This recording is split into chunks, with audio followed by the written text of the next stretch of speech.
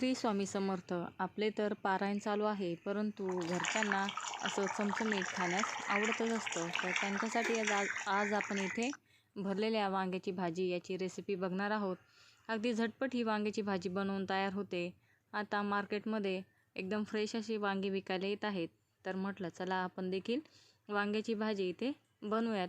बघा, जसा मटणाचा रस्सा असतो तसाच इथे रस्सा बनवून तयार झालेला आहे आणि याची चव देखील एकदम भन्नाट आली होती. नक्की ट्राय करून बघा.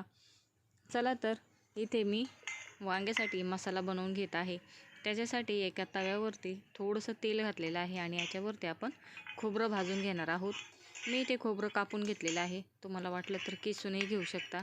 खोबरं चांगलं काळं होईपर्यंत भाजायचं आहे, म्हणजे भाजीला आपला काळा कलर येईल. आता या खोबरं काढून घेतलेलं आहे. याच्यामध्येच आपण कांदा भाजून घेणार आहोत.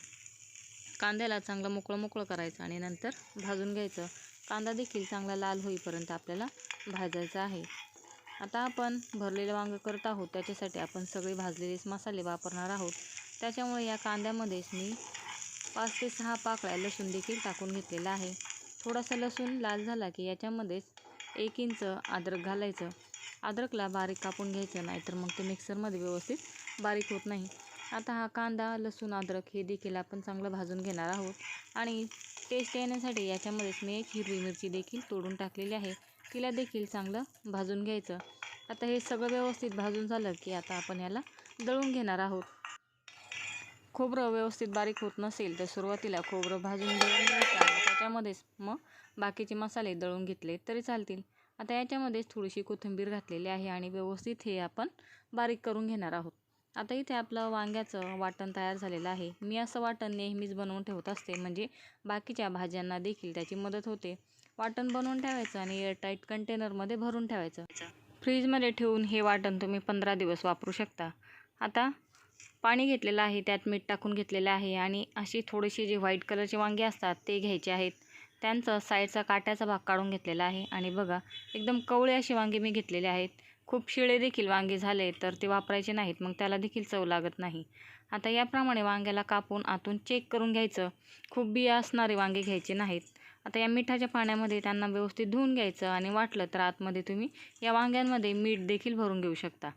आता मी एका कढईमध्ये तेल गरम करून घेतलेलं आहे आणि याच्यामध्ये कापून स्वच्छ धुतलेले वांगे फ्राय करून घेणार आहोत. तुम्ही ते वांग्यांना फ्राय करून घेतलं नाही, मसाला भरून फ्राय केलं तरी चालेल. मीडियम फ्लेमवरती 2 मिनटं मी वांग्यांना फ्राय करून घेतलेला आहे. बघा, तुम्हाला कलर दिसत असेल.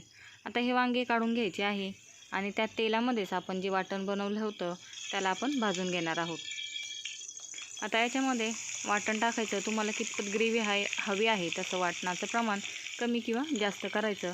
इथं मुलांना जास्त ग्रेव्हीची भाजी आवडते, त्यातील वांगे ते खात नाहीत, म्हणून इथे मी थोडं वाटण जास्तच घेतलेलं आहे. तुम्हाला वाटलं तर कमी वाटण घेतलं तरी चालेल. आता वाटण आपलं भाजलेलंच आहे, त्याच्यामुळे जास्त भाजायची गरज नाही.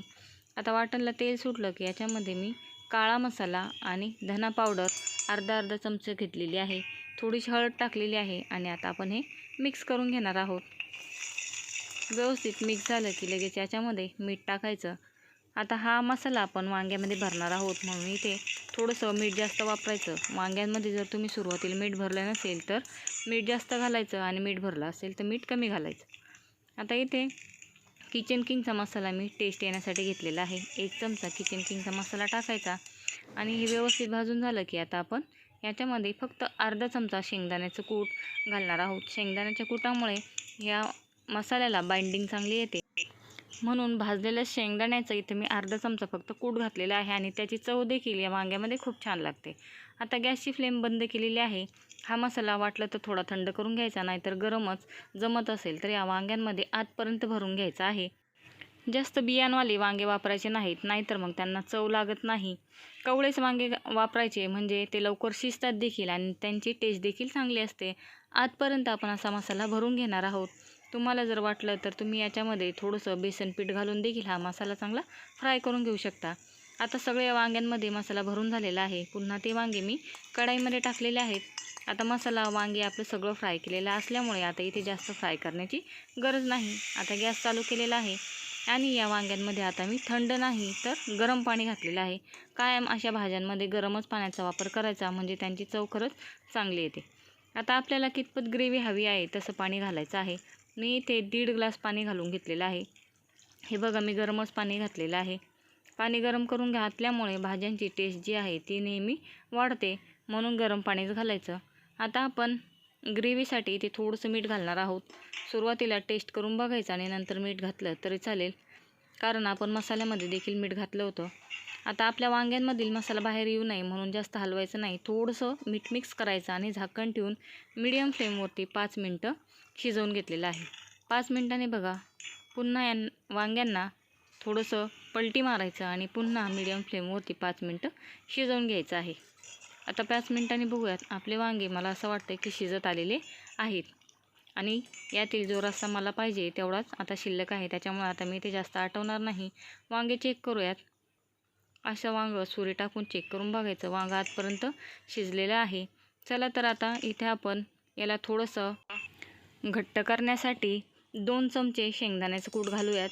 मी फक्त 1.5 ते 2 चमचे शेंगदाण्याचं कूट घालते, जास्त देखील शेंगदाण्याचं कूट घालायचं नाही. आणि आता फक्त 1 मिनटं गॅसची फ्लेम हाय करणार आहे आणि लगेच बंद करणार आहे. दिसत असेल एकदम घट्ट आपली ग्रेव्ही तयार झालेली आहे. आणि ज्यावेळेस आपण ही भाजी थंड करून घेऊ ती एकदमच घट्ट होणार आहे. बघा आता गरम गरम इथपर्यंत थिक असे वांग्याला ग्रेव्ही आलेली आहे आणि थंड झाल्यानंतर ती खूप घट्ट होणार आहे. आता कोथिंबीर टाकायची आणि लगेच गॅसची फ्लेम बंद करायची. आता गॅसची फ्लेम बंद केली की बघा कलर बघू शकता किती सुंदर आलेला आहे. मटणासारखी ही भाजी झाली होती. सर्वजण म्हणत होते की भाजी खरंच मटणाच्या भाजीसारखीच झालेली आहे. गरम गरमच आता मुलं जेवण्यासाठी वाट बघत आहेत, म्हणून गरम गरमच ही भाजी काढून घेतलेली आहे. तुम्हाला वाटलं तर थंड झाल्यानंतर देखील याची प्लेटिंग करू शकता. थंड झाल्यावर खूपच घट्ट ही भाजी बनणार आहे. आता ही भाजी जेव्हा केली ती थंड होईपर्यंत राहिलीच नव्हती. आमची लगेच भाजी संपली होती, कारण मी ह्या सर्व भाज्या ज्यावेळेस मुलांना जेवायचं असतं त्याच वेळेस करत असते आणि त्याच वेळेस रेकॉर्ड देखील करत असते. आता भाजी एका डिशमध्ये काढून घेतलेली आहे आणि भातावरती देखील थोडासा रस्सा आणि वांगं टाकून घेतलेलं आहे. भाकरी तयार आहेत. भाकरी आहे, लिंबू, कांदा, शेंगदाण्याची चटणी घेऊ शकता. माझ्याकडे टोमॅटो होतं, उन्हाळ्याचे दिवस आहेत म्हणून टोमॅटो देखील कापून घेतलेला आहे. पारांच्या काळामध्ये आपण मसाल्याच्या भाज्या खात नाही, त्याच्यामुळे मी घरच्यांनाही भाजी टेस्ट करण्यासाठी दिली होती. मी तर नेहमीच अशी भाजी करून खात असते, कारण मला असं वांगं आवडतं आणि घरच्यांनी देखील कॉम्प्लिमेंट दिली आहे की भाजी खूप छान झालेली आहे. चला तुम्ही देखील ही रेसिपी नक्की ट्राय करून बघा आणि व्हिडिओ जर आवडला असेल तर लाईक, शेअर आणि सबस्क्राईब करायला विसरू नका. धन्यवाद.